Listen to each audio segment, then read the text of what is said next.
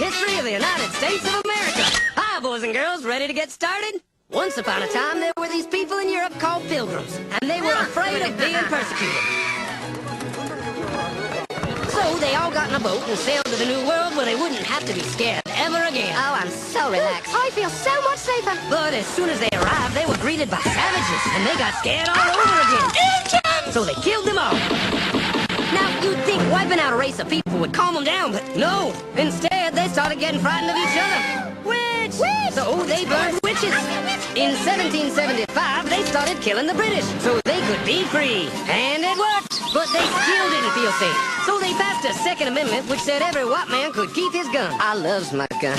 Loves my gun. Which brings us to the genius idea of slavery. You see, boys and girls, the white people back then were also afraid of doing any work. So they went to Africa, kidnapped thousands of black people, brought them back to America, and forced them to work very hard for no money.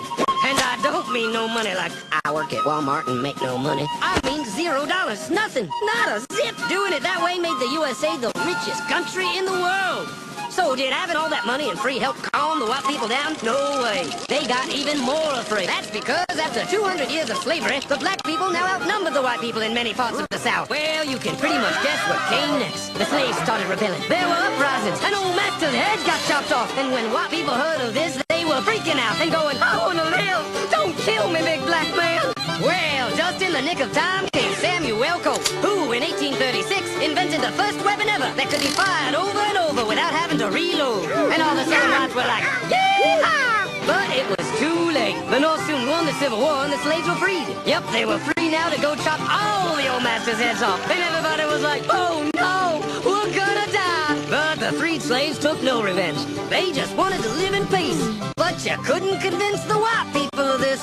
So they formed the Ku Klux Klan. And in 1871, the same year the Klan became an illegal terrorist organization, another group was founded, the National Rifle Association. Soon politicians passed one of the first gun laws, making it illegal for any black person to own one.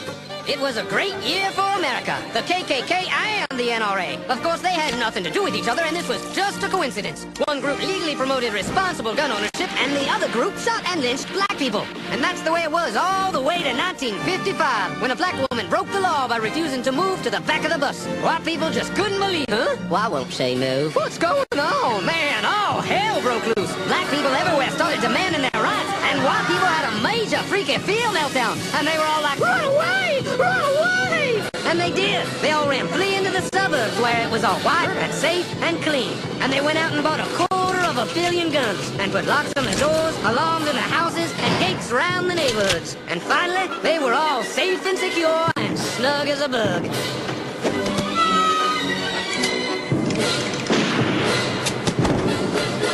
And everyone lived happily ever after.